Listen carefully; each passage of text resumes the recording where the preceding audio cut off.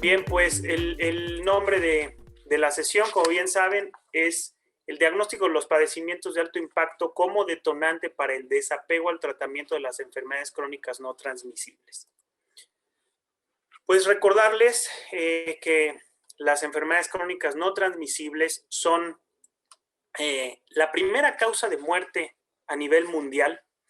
Eh, Anualmente estas enfermedades causan el 70% de las muertes en el mundo y de ellas el 85% se generan u ocurren en personas de 30 a 69 años de edad, es decir, que son muertes prematuras que pudieran haberse prevenido en muchos de estos casos.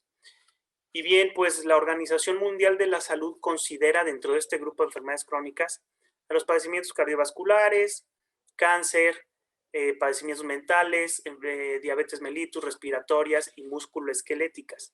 Pero la característica de estos padecimientos es que difícilmente se presentan de manera aislada, o lo más probable es que cuando se hace el diagnóstico solamente de una de ellas. Pero existen muchos autores que mencionan que en realidad esto es un síndrome. Si hacen ustedes memoria, pues seguramente algún paciente que ven con diabetes, por lo menos tiene sobrepeso o obesidad, ¿no? O aquella persona que tiene hipertensión, pues seguramente también debutará con dislipidemia. Entonces esto deriva en la necesidad de administrar varias terapias farmacológicas, lo que puede dificultar el apego o la adherencia al tratamiento. Como bien sabemos, tanto la obesidad como muchos de estos padecimientos generan un estado inflamatorio permanente. Es más, el envejecimiento produce un estado inflamatorio en el ser humano. El mal control metabólico puede producir una inmunosupresión, ¿no? La polifarmacia, como bien mencioné, puede generar interacciones medicamentosas y pues también que le podemos pegar al estado de ánimo al no ver los resultados esperados cuando el paciente está apegado al tratamiento. Y aquí hay que hacer mención de que la adherencia o apego al tratamiento incluye la administración farmacológica correcta más el cambio en la dieta y estilo de vida. Es decir, la adherencia o apego al tratamiento involucra cumplir con todas estas cosas. Por otro lado, el cumplimiento del tratamiento habla solamente el poder administrar de manera correcta y en tiempo correcto los fármacos, lo cual, pues evidentemente solamente es una parte del tratamiento. Así entonces, como las enfermedades crónicas casi nunca se presentan de manera aislada, ustedes han escuchado el término de doble carga de la enfermedad. Y esto es muy importante. La OMS dice que la repercusión de la adherencia terapéutica deficiente crece a medida que se incrementa la carga de la enfermedad crónica en el mundo. Entonces, hablando de esta doble carga, incluso hay autores que hablan de una triple carga, así la llaman. Hay que mencionar algunos de los binomios de las enfermedades crónicas, ¿no? Por ejemplo, la obesidad con cáncer. Se ha visto que existe evidencia que hay cánceres o algunos tipos de cáncer que están directamente atribuidos por la obesidad, ¿no? Tuberculosis más diabetes, los pacientes que tienen un mal control glucémico y que están en una terapia farmacológica, principalmente con antirretrovirales de tuberculosis, perdón, me brinqué a VIH, perdón, los pacientes que están con una terapia contra tuberculosis y que tienen un mal control glucémico, difícilmente logran un control o un éxito terapéutico y viceversa. Cuando los fármacos antituberculosis están siendo administrados, se genera una resistencia a la insulina que evidentemente descontrola la diabetes. En el caso ahora sí para VIH o SIDA con diabetes, muchos de los antirretrovirales pueden generar alteraciones metabólicas para los lípidos, entonces generan dislipidemias.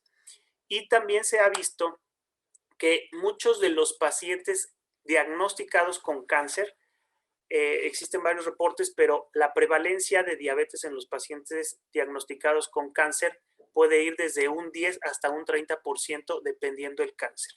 Entonces, existe una relación muy importante entre estos padecimientos. Ahora, en últimos años se ha hablado sobre un término que es enfermedades de alto impacto.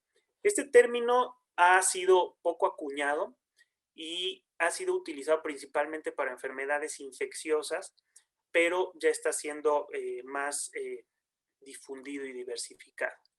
Entonces, una enfermedad de alto impacto se define como aquella que posee un componente de trascendencia personal y que incluso puede hacer pensar al paciente con este diagnóstico, antes de cómo se va a tratar, le hace pensar en cómo va a vivir, me refiero a su estado emocional, a su estado social, cómo lo van a tratar los demás cuando él dé la noticia de su enfermedad, su estatus socioeconómico, si va a verse perjudicado, quién lo va a cuidar, si va a poseer a alguien, algún cuidador, etcétera.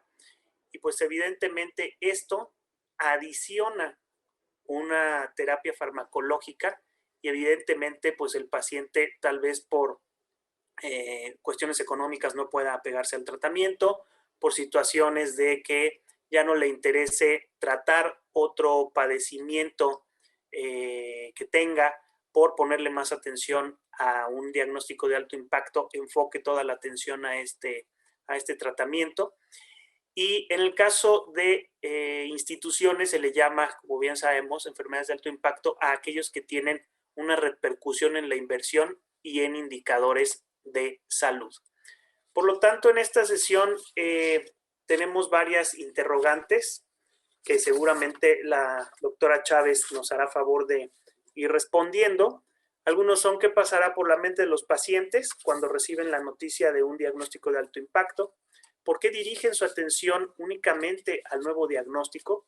¿Cómo deben darse esas noticias? ¿Cómo debe de abordarse por parte del personal de salud?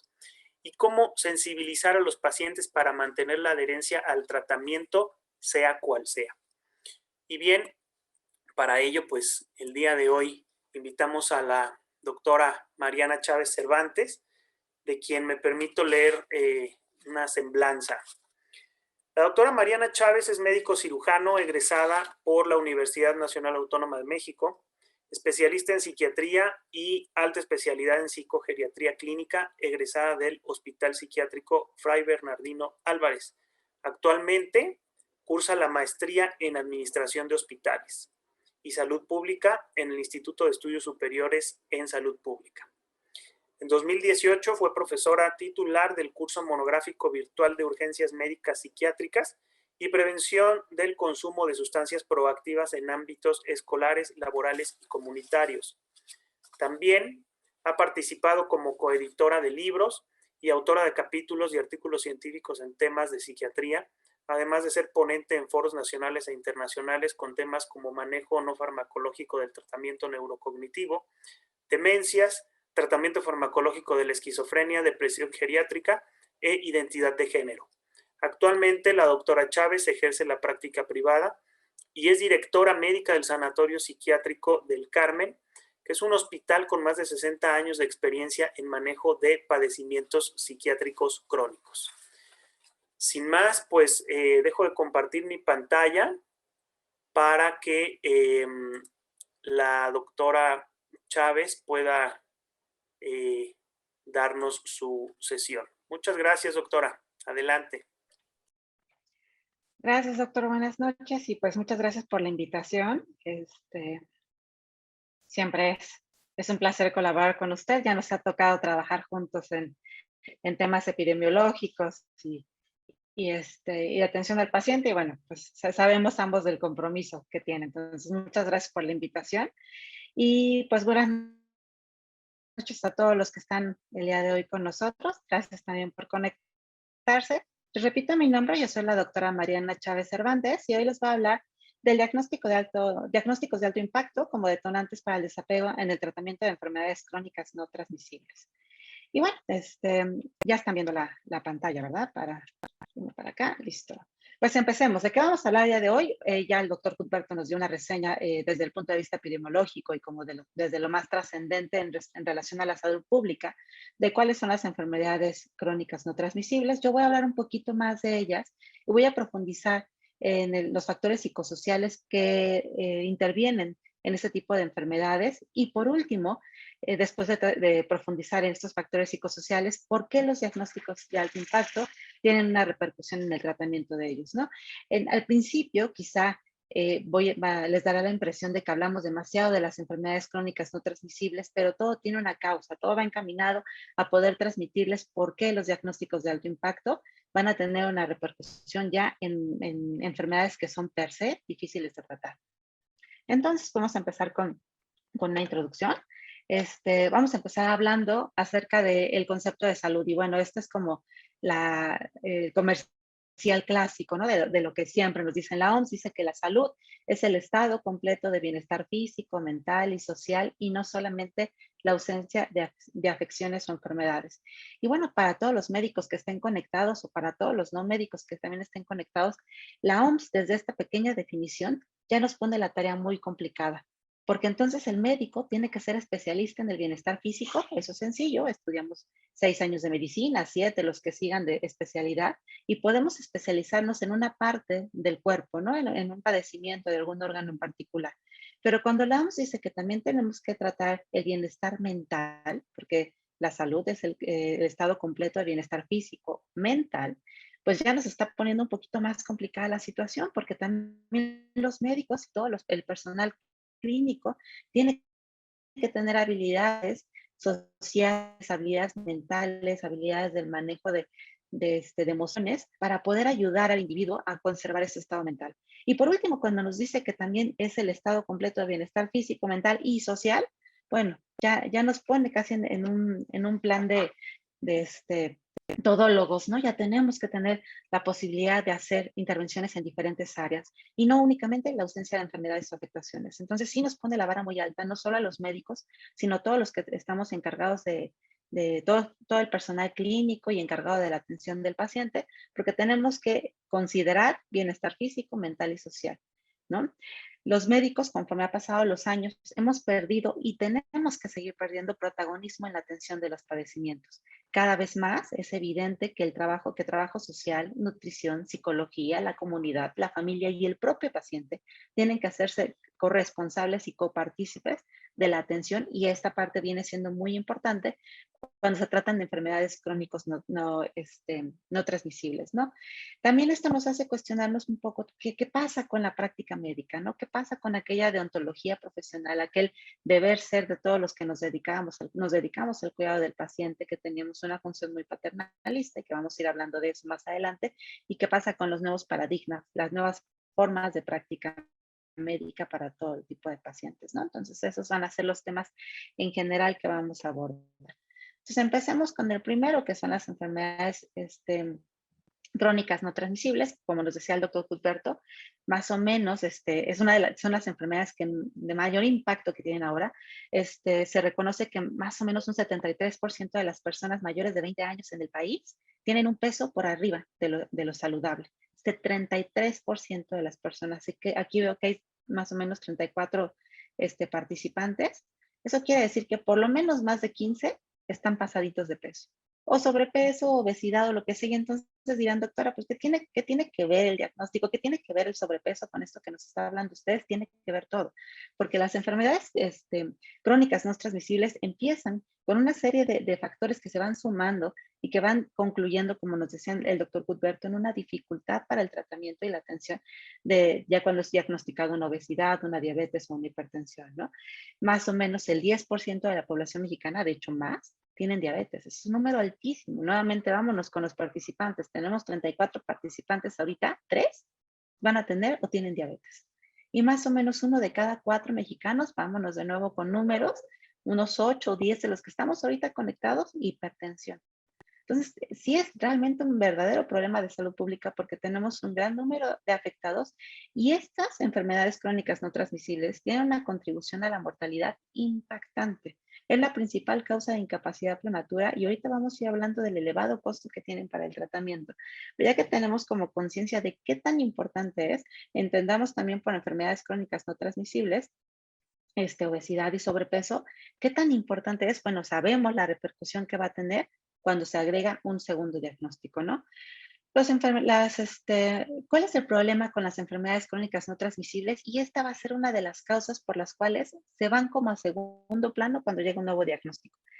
Estas enfermedades, el daño que causan estas enfermedades y las muertes que causan estas enfermedades están condicionadas por un proceso que lleva décadas o que se inició décadas antes. Entonces el mexicano, y no solo el mexicano, todas las personas estamos muy habituadas a concebir la enfermedad como una situación aguda. Hoy me da gripa, hoy estoy enfermo y mañana que se me quite la gripa ya se me quitó la enfermedad. Y este tipo de enfermedades tienen repercusiones desde años y años y décadas atrás y al final cuando tenemos el impacto de la enfermedad, estamos hablando de un proceso que empezó 10 años atrás, ¿no? 20 años atrás. La diabetes mellitus es una de las principales causas de incapacidad prematura, ceguera, insuficiencia renal, amputaciones no traumáticas y un montón de situaciones sociales que se van a ir generando, ¿no? ¿Qué pasa también? Tenemos la idea de que las personas que tienen enfermedades crónicas no transmisibles van a ser adultos mayores o personas ya jubiladas o el abuelito, y no. La verdad es que afectan a individuos en edades productivas y esto genera un alto costo a nivel del sector salud, ¿no? Y bueno, en su etiología, en su causa, en los factores que lo componen, van a tener una gran importancia los factores psicosociales, ¿no? Entonces, ¿qué es lo que hace que estas enfermedades sean tan difíciles de trabajar, de atender y por qué no hay una buena efectividad en el tratamiento? La primera causa pues es el paciente per se. Y ahorita vamos a ir desglosando qué pasa con el paciente en el cuidado que debe de tener por sí mismo. La segunda causa es el médico. Y como no voy a abordar mucho el tema del médico hasta que lleguemos a la bioética médica, sí me voy a detener aquí en este punto. ¿Cómo un médico pudiera ser responsable de la falta de la efectividad en el tratamiento? Y es ahí donde les decía que la OMS nos pone la vara muy alta y nos hace psicólogos, fisioterapeutas, trabajadores sociales. ¿Por qué? Porque en la capacidad que tenga el médico de transmitir al paciente la enfermedad, en la capacidad que tenga de sensibilizar, de identificar cuáles son los factores emocionales que van a luchar a favor o van a luchar en contra para el adecuado control de este paciente, en esa capacidad vamos a ver reflejado mucho del éxito terapéutico. Y finalmente los sistemas de salud, que bueno, no nos metamos en situaciones políticas, ni hablemos a profundidad de situaciones económicas o decisiones políticas del país, pero bueno, sabemos que el sistema de salud mexicano es un sistema de salud que se encuentra predominantemente rebasado por los requerimientos, ¿no? Entonces, haya un mayor presupuesto asignado a las complicaciones, pero ojo, de las complicaciones de las enfermedades crónicas. El atender las complicaciones siempre resulta mucho más costoso que aprehensión, pero vamos generalmente en un sistema que va generando como tapando hoyos, ¿no? Generando respuestas a problemas que ya surgieron 20 años atrás, ¿no? Ya nos decía el doctor Cuthberto, no me detengo mucho en esto, cuáles son las enfermedades crónicas no transmisibles más frecuentes: cáncer, enfermedades cerebrovasculares, diabetes, trastornos metabólicos, enfermedades respiratorias, enfermedades renales, etcétera.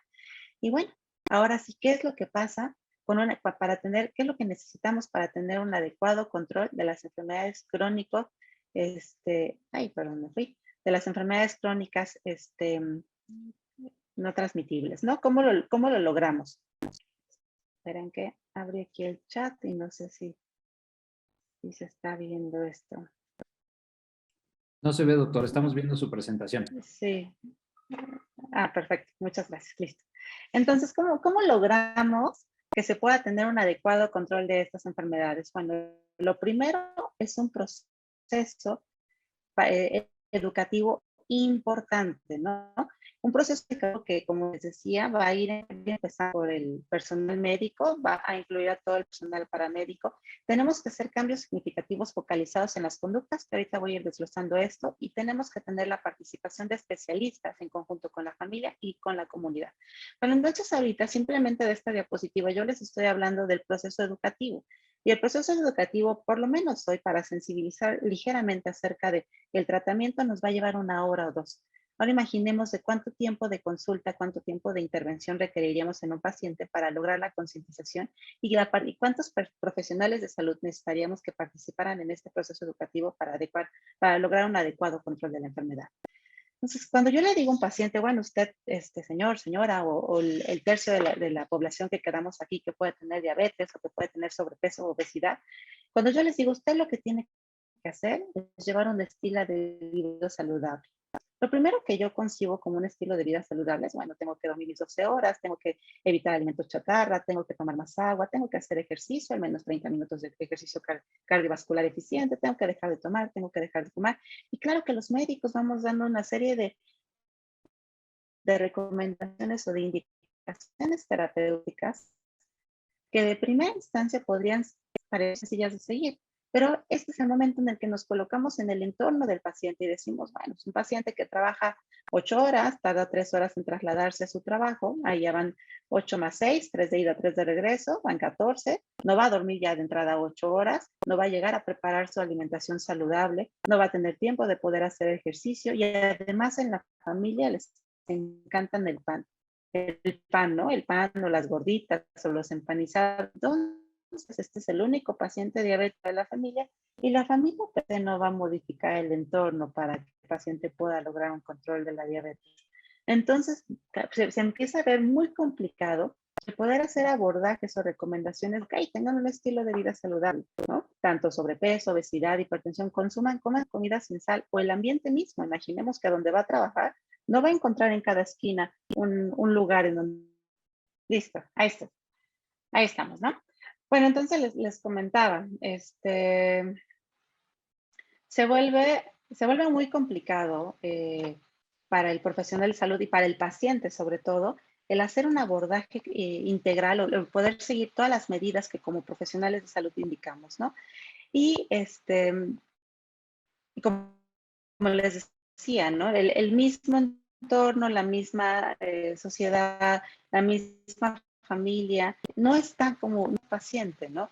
¿Qué pasa con todas las situaciones, con las anormalidades en la conducta alimentaria? ¿Qué tal que está comiendo por ansiedad? ¿Qué tal que tiene un trastorno emocional, una depresión, una ansiedad que le hace comer con voracidad, comer por atracones? ¿Qué tal que la familia alrededor está teniendo una situación conflictiva y entonces no le es posible destinar todo el tiempo, toda la carga mental, la carga emocional que debería de para atender todo este tipo de situaciones, ¿no? Entonces es aquí donde tocamos todos los factores psicosociales que van a alterar o que van a dificultarnos el adecuado apego al tratamiento en este tipo de padecimientos, ¿no? Y les pongo nuevamente, como durante toda la presentación se los voy a poner, ejercicios reflexivos para todos los médicos que están leyendo o también para los no médicos que estén escuchando y pensemos en algo tan básico como decirle a un paciente que tiene diabetes, ¿no? Y el puro hecho de decirle a un paciente que tiene diabetes implica que este paciente va a empezar a picarse diariamente o cada tercer día o una vez a la semana o por lo menos con mucha mayor frecuencia que una persona que no la tiene de aquí al resto de su vida. Y yo no sé ustedes, a mí no me gustan las inyecciones, ya el puro hecho de tener que generar antes de comer, me apachurro, me pico y si me quiero comer algo o si quiero administrarme la insulina, voy a estar monitorizando mi glucosa y tengo que estar en el laboratorio regularmente y tengo que cambiar el estilo de vida. Ya con cositas que son aparentemente muy sencillas o que pudieran resultar muy básicas para el personal de salud o que incluso el médico le pone medición de glucosa capilar, señora, cómprese su glucómetro y mídaselo 3 veces por semana. Para nosotros hoy era muy básico, pero implica sí, picarse, algo muy sencillo para el resto de la vida. Y es ahí donde vienen todos estos procesos de negociación del paciente con relación a la enfermedad y que viene ahí todo este proceso de qué va a pasar, por qué lo estoy teniendo, qué tanto me voy a pegar y qué tanto no. Es muy importante, como les decía, el cambio en los estilos de vida y la participación social. Las emociones negativas alrededor de la enfermedad son muy frecuentes y son muy trascendentes para lograr un adecuado control. A pesar de que digamos que la diabetes no puede tener un estigma, definitivamente el estar enfermo por sí mismo ya significa un estigma para la sociedad, ¿no? Es importante sensibilizar al paciente de que estas enfermedades van a ser compañeras suyas el resto de la vida, para siempre. Ya se van a morir con diabetes, se van a morir hipertensos. Y a ver, ¿cómo logramos hacer que el paciente negocie con esta idea? Porque a partir de la falta de aceptación de este diagnóstico, es que va a venir la falta de aceptación de que tiene que continuar cuidándose a pesar de que venga otro problema. Hoy no hablamos nada no vamos a abordar ningún tema de COVID, que es lo más de moda, lo más relevante, pero pensemos justo en un paciente diabético que le da COVID. De pronto va a estar muy obsesionado con la saturación de oxígeno y va a olvidar un poco la toma de su glucosa porque ya está controlado, porque no lo vive como una situación permanente para ellos, ¿no?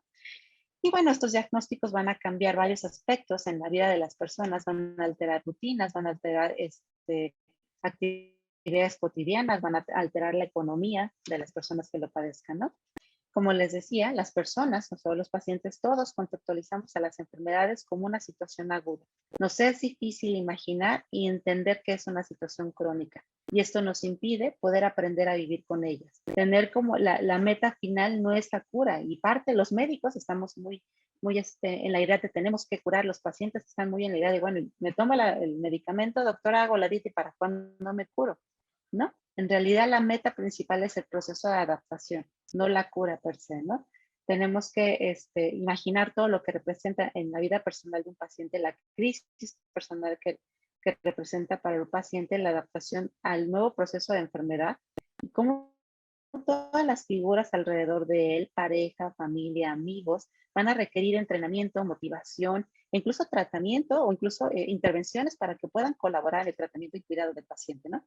Estas enfermedades generan incertidumbre porque parte de lo que vamos viendo a lo largo del tiempo es que pues, la vecina ya dijo que si te vuelves diabético te quedas ciego y el otro vecino ya dijo que si te quedas diabético te da insuficiencia renal y también otro vecino dijo que si te tomas este té, generan emociones negativas. Evidentemente a nadie, y eso es algo que médicamente, que los profesionales de la salud tenemos que entender, a nadie nos gusta saber que estamos enfermos y a nadie nos gusta en nuestra vida cotidiana tener tantas limitaciones para el quehacer diario, ¿no? Yo misma he dicho, pero no puede ser cómo esta persona se sigue tomando 1 litro de Coca-Cola si ya le dijimos que está diabético.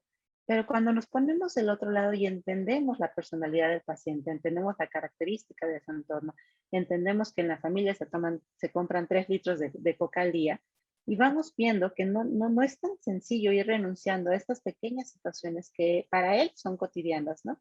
Y que incluso el que yo le imponga una medida, una restricción, puede tener una acción desfavorable para que se apeguen al tratamiento. Estas enfermedades van a interferir en la vida normal, van a generar incapacidad, van a fomentar la independencia, y como les decía, van a afectar económicamente, causan estigma, miedo, malos entendidos, se pueden perder hasta amistades y van a generar aislamiento social por una constante y agotadora lucha emocional por conservar la integridad y el respeto por uno mismo. Porque, ¿cómo puedo ser un individuo más allá del diagnóstico de diabetes o de hipertensión? Y bueno, es aquí donde nos enfrentamos a los nuevos retos éticos que les decía, ¿no? La relación médico-paciente, que siempre ha sido de lo que más nos comentan que tiene que ser relevante, ¿no? La relación médico-paciente no en el tema de me siento frente al paciente y le digo, señor, usted tuvo una hemoglobina glicosilada de 8, eso significa que a partir de hoy tiene que tener una restricción calórica y máximo un consumo de 1200 kilocalorías basándose en carbohidratos. No, todo eso para el paciente no va teniendo un significado real. Todo eso va siendo para la comunicación entre profesionales de la salud. Hay que abordar al paciente desde otra forma, ¿no? Los nuevos retos éticos van del paternalismo de antaño, de entonces yo le doy la metformina y puede que sí le dé un poco de diarrea, y puede que sí le dé un sabor metálico en la boca, y puede que sí tenga A, B, C, D efectos adversos, pero es por su bien. Tenemos que pasar del paternalismo a la autonomía y explicarle al paciente cuáles son las alternativas de tratamiento. Tenemos que explicarle de qué forma sí y de qué forma no se puede mejorar. Tenemos que darle a él mismo cuáles son los límites morales de su cuidado y bueno, dejar de concebir a la enfermedad como este enemigo que vive dentro de él, ayudarlo a que deje de concebir a la enfermedad como este enemigo que lleva adentro y que vive dentro de él, ¿no? El abordaje holístico es lo que va a contribuir de una forma más saludable o más íntegra a poder mejorar la calidad de vida de estos pacientes, ¿no? Y buscar un equilibrio, un límite razonable entre esta búsqueda insaciable de salud perfecta, de ya tengo la hemoglobina glicosilada dentro de límites normales, ya no soy diabético, ¿no? Buscar como este equilibrio entre puedes llegar a estar controlado, pero vas a vivir con tu enfermedad y puedes llegar a ser un individuo em, próspero, feliz, pleno, con una alta calidad de vida, con una alta expectativa, aún a pesar de tu enfermedad, ¿no? Y poder darle a las personas un significado de la enfermedad crónica dentro de la experiencia humana, ¿no? Obviamente el comportamiento de cada persona va a ser determinante para tanto la regulación voluntaria como el establecimiento de las metas motivacionales que puede llegar a tener el paciente, ¿no? No todas las personas van a reaccionar de la misma forma. Hay pacientes muy disciplinados, hay pacientes que tienden a enojarse, hay pacientes que tienden a la negación, hay pacientes que negocian, hay pacientes que prefieren no volver a pisar el médico para no salir mal, ¿no? No enterarse de qué tan mal van, ¿no? Entonces, definitivamente, el identificar la característica de este paciente que está sentado frente a mí y cuál es su comportamiento más tradicional es vital para poder llevar a cabo un adecuado control de las enfermedades, ¿no? Y bueno, decirles también que los comportamientos, el estrés, la vida familiar, el apoyo, las condiciones de trabajo, como les decía, si hace 3 horas de trabajo o no, va a ser determinante para poder controlar estas enfermedades, ¿no? Vamos a tener factores psicosociales perjudiciales, que ahorita vamos a hablar un poquito más de ellos, protectores y otro tipo de factores que ya tienen que ver con la atención médica, ¿no? Con la disponibilidad, el acceso a cierto tipo de médicos, la vulnerabilidad que le confiere el entorno, la familia, la escuela, los amigos, etcétera, ¿no? Y bueno, para empezar o para abordar este, para continuar diciéndoles y ya abordar el tema de los diagnósticos de alto impacto, pues tenemos que considerar también la dinámica familiar, ¿no? Sabemos que por lo menos emocionalmente, aunque no lo crean, a los casados les va mejor que a los solteros. O quien tiene una mejor red de apoyo va a tener un mejor pronóstico y una mejor capacidad para reintegrarse, para mejorar su estado de salud, ¿no? Tenemos que transmitir qué tanta interferencia va a tener en la vida diaria y enquistar y tatuar esa información en el paciente para cuando llegue a presentarse un segundo diagnóstico, ¿no? Tenemos que tener una percepción del control y de la autorregulación de la que es capaz mi paciente, ¿no? Imaginemos un paciente que tiene ya un trastorno psiquiátrico, una depresión, una ansiedad, un trastorno de personalidad, un retraso mental que por sí mismo le confiere una difícil autorregulación o una falta de control personal. Bueno, esto se va a ver muchísimo más difícil, esto va a dificultar muchísimo más el manejo y el adecuado atención de todas las medidas que el médico pueda dar, ¿no? El autoestima y la imagen corporal son otras de las situaciones que muchas veces el médico deja de lado, ¿no? Pero que tiene bastante importancia para saber qué tanto se sabe, más allá de la imagen corporal física, qué tanto se sabe capaz de mejorar, qué tanto se sabe capaz de estar más saludable. El estado de ánimo, los problemas ocupacionales y los problemas económicos. ¿Ok? Entonces, vámonos a qué hacer como médicos para poder desarrollar o para poder favorecer una adecuada adherencia al tratamiento y un adecuado abordaje de los pacientes. Bueno, ayudarle con situaciones o con consejos para el manejo de estrés, desarrollar estrategias cognitivo-conductuales, que ahorita voy a tocar más adelante, relacionadas con el padecimiento en particular, con metas cortas y basadas en la psicoeducación. Entrenar al paciente para que pueda reconocer cuál es el estado mental, cuál es la sensación corporal que puede estar afectando o ayudando a la enfermedad que está presentando. Y bueno, darle terapias, ahorita que hablemos de terapias, no me refiero a terapias psicodinámicas ni psicológicas, darle consejos o medidas acerca de cómo abordar el dolor, cómo abordar la ansiedad y cómo abordar la depresión. Y bueno, ahora entremos en el tema del día de hoy, que son los diagnósticos de alto impacto. Ya nos decía el doctor Gilberto algunos de ellos, pero ¿qué va a determinar la respuesta de una persona a un diagnóstico de alto impacto? Diagnóstico de alto impacto podemos llamarle VIH, podemos llamarle cáncer en cualquiera de sus modalidades, podemos decir que ahora COVID, O sea, todo aquel diagnóstico que realmente pone en riesgo inmediato o surge nuevamente o por primera vez en el paciente que ya tenía una enfermedad crónica no transmisible, ¿no? Entonces, ¿qué es lo que esta respuesta emocional que genera el paciente a partir del diagnóstico va a depender de un montón de factores? El primero de ellos es la fase del proceso de la enfermedad donde se encuentra. Hablemos, por ejemplo, pongamos, por ejemplo, el cáncer. No es lo mismo que apenas sea un cáncer tratable, que esté localizado, que no tenga metástasis, que esté en etapas iniciales y entonces el pronóstico sea favorable.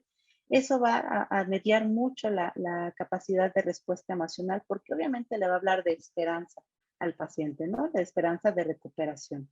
Lo mismo pasa con pacientes, por ejemplo, diabéticos. No es lo mismo que se diagnostique una diabetes en las etapas tempranas, donde todavía no tenemos daño en retina, no tenemos daño en hígado, no tenemos daño en extremidades, a que se diagnostique por primera vez cuando ya tenemos complicaciones irreversibles. La respuesta emocional va a ser incluso ambivalente, porque por un lado podemos decir, bueno, va a tener bastante capacidad o bastante formas de afrontarlo positivamente si está en etapas iniciales, pero eso también va a conllevar como una disminución de la importancia en el tratamiento, en el abordaje holístico que requiere el paciente, ¿no? Otra cosa que tenemos que considerar muy importante de las respuestas emocionales es la situación personal y familiar. Muchas veces, obviamente, por la premura de un diagnóstico de cáncer o la importancia de un diagnóstico de VIH, olvidamos dónde vive, con quién vive, cómo se lleva, cuál es la relación con su familia. ¿Es divorciado, es casado, es dejado, mantiene una familia de 20 personas y no le va a alcanzar para tomar el tratamiento que yo le estoy indicando? Tiene una carga emocional relacionada con un trabajo de alta demanda. ¿Cuál es la experiencia previa del paciente frente a la patología? También va a determinar cómo se hace su respuesta emocional. Y cuando me refiero a experiencia previa, por ejemplo, hablo de un cáncer que ha tenido una recidiva y entonces, ¿cómo le fue la primera vez a este paciente con el cáncer, no? ¿Cuáles son sus sistemas de apoyo? Y no únicamente familiares. ¿Cuál es el hospital que le queda más cercano? ¿Qué tanto apoyo tiene del trabajo, de su jefe, de su entorno para poder llevar a cabo un adecuado control de la enfermedad? ¿Y cuáles son los tratamientos administrados? Porque los médicos solemos, sí, priorizamos mucho y en el caso particular de los tratamientos farmacológicos, bueno, no va a ser lo mismo explicarle a un paciente, vas a tener que tomar una quimioterapia que te va a causar caída de pelo, náuseas, cansancio, bastante pérdida del entusiasmo, te va a causar solo dolor de cabeza el tratamiento, ¿no? Tenemos que considerar todos estos factores para saber cuál va a ser la respuesta emocional. Evidentemente, entre más complicados sean los factores, entre peor sea el pronóstico de la enfermedad, entre peor sea la situación del paciente, entre peor sea el sistema de apoyo o mayores sean los efectos adversos, va a ser peor la respuesta emocional. La respuesta emocional, para no entrar a muy a profundidad de qué es lo que se va a enfrentar, ya hablábamos del abordaje multidisciplinario y entonces lo ideal sería contar con un equipo de psicología, de psiquiatría, de trabajo social, de enfermeros que pudieran ayudarnos a hacer este abordaje integral, pero ¿a qué nos vamos a enfrentar? Muy seguramente a diagnósticos psiquiátricos de depresión y de ansiedad con todo lo que llevan, ¿no? Probablemente entre comillas ahorita el delirium, ahorita les digo por qué lo entrecomillo, pero bueno, hablando de depresión y de ansiedad, también nosotros mismos como profesionales de salud tenemos que darle la importancia a estos diagnósticos que seguramente van a ser comórbidos ante la respuesta de una persona a una situación de salud que se está agravando. Y yo siempre les pongo este ejemplo a mis pacientes, ¿no? Y les digo, así como yo no le digo al páncreas, échale ganas, páncreas, para que secretes insulina, no le puedo decir a un paciente que está generando un cuadro depresivo o un cuadro ansioso, échale ganas para que estos dos diagnósticos o este nuevo diagnóstico de impacto que estás teniendo no te afecte. Es una situación neurofisiológica que sabemos, bien estudiado, que está condicionado por cortisol, por serotonina, por noradrenalina, por respuesta al estrés, que está vinculada al desarrollo de episodios o de los síntomas afectivos que no tenemos que dejar de lado y tenemos que considerar siempre ante el diagnóstico de una enfermedad de alto impacto. Y entre comillas delirium, porque pues generalmente son casos que nos llegan a nosotros como psiquiatras, que si yo ya tengo una enfermedad crónica no transmisible y se agrega un segundo diagnóstico, la capacidad de la mente, la capacidad del cerebro para mantener una homeostasis sabemos que es limitada y que pudiera llegar a desarrollar síntomas psiquiátricos, conductuales o síntomas cognitivos relacionados con esta pérdida de la homeostasis cerebral y dar síntomas de delirium, ¿no? Y entonces nuevamente está muy apático, está muy agresivo, está muy irritable y yo se lo atribuyo a todo menos a una situación que es esperada para el diagnóstico, para un nuevo diagnóstico de alguien que ya tenía una enfermedad previamente, ¿no? ¿A qué otras cosas nos vamos a enfrentar? Y sí o sí van a presentarse. Tristeza, desesperanza, aislamiento, ansiedad, incertidumbre, culpa, miedo al rechazo, miedo a morir, impacto, el impacto cognitivo propio de la enfermedad, como les decía, por ejemplo, en un delirio, ira, pensamientos suicidas. Y entonces aquí es donde yo les planteo a ustedes, con todas estas situaciones que se van a presentar ante un diagnóstico de alto impacto en un paciente que ya tenía una enfermedad crónica, ¿en dónde va a quedar la enfermedad crónica? ¿Cómo podemos esperar, si nosotros mismos como médicos vamos a priorizar la atención de la enfermedad de alto impacto, cómo podemos esperar que el paciente tenga esta autoconciencia y este autoconocimiento y este autocontrol y todo lo auto que se requiera para poder seguir atendiendo esta enfermedad que ya tenía de base, que ya es crónica, que ya aprendió a vivir con ella y que quizá jamás entendió de primera instancia? ¿Cómo hacerlo alrededor de todas estas situaciones que va a estar presentando? De la tristeza, de la desesperanza, del aislamiento. Entonces se vuelve todavía una labor más titánica el poder darle un diagnóstico al paciente y poder darle alternativas de tratamiento a un paciente que ya tiene previamente una enfermedad. ¿Qué agentes además van a ser vitales alrededor del diagnóstico? El núcleo familiar, tanto para una enfermedad del tipo de VIH como de una enfermedad del tipo de cáncer. El personal médico y el personal paramédico, muchas veces la capacidad que tengamos nosotros como médicos de enganchar al paciente, de hacerlo copartícipe de su mejoría, es determinante para el éxito que pueda tener en el manejo. Y la comunidad, como les decía, escuela, trabajo, amigos, vecinos, en realidad todos van a tener un papel muy importante en el cuidado del paciente, ¿no? En el impacto emocional que va a tener el segundo diagnóstico en el paciente. Y finalmente, la supervivencia. Yo les puse aquí, ¿no? Supervivencia. ¿Qué pasa si a pesar del segundo diagnóstico, a pesar del cáncer, a pesar del VIH, a pesar del COVID en un paciente que ya tenía previamente una enfermedad, qué pasa si sí sobrevive? No tenemos que dejar de lado el temor constante a que vuelva a tener recaídas por el cáncer, ¿no?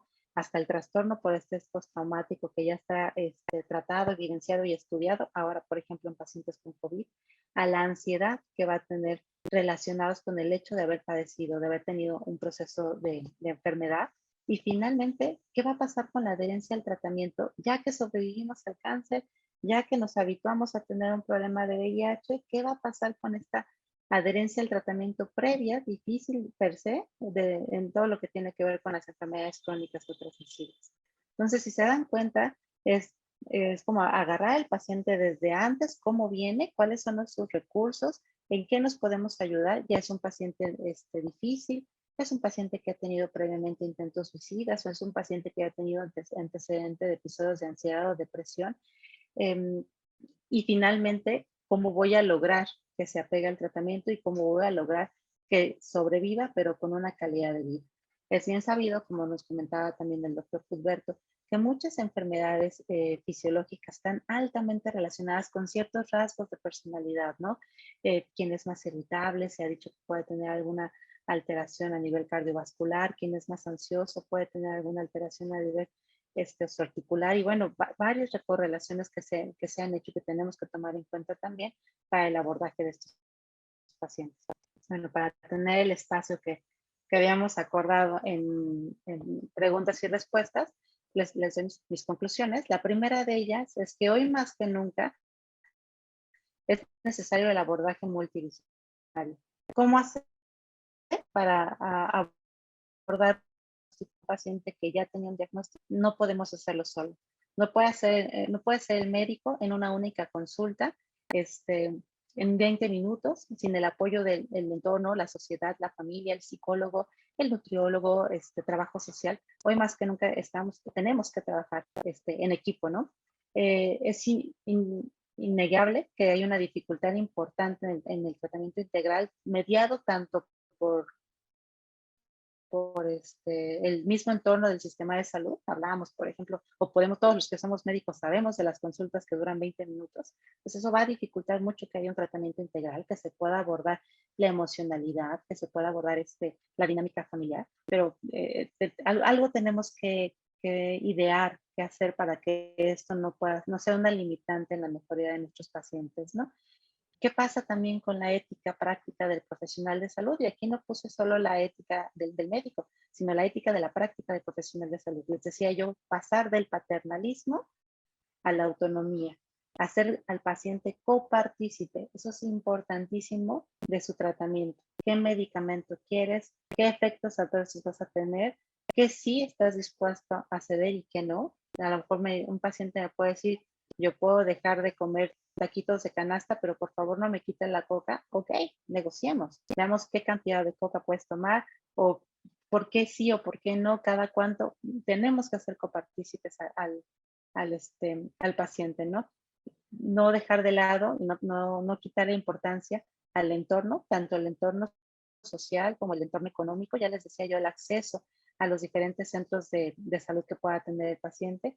Y sobre todo, se trata de cambiar paradigmas de la atención. La medicina evoluciona a pasos agigantados a nivel científico. También nosotros como profesionales de salud tenemos que evolucionar a pasos agigantados en la forma en la que tratamos a las enfermedades, ¿no?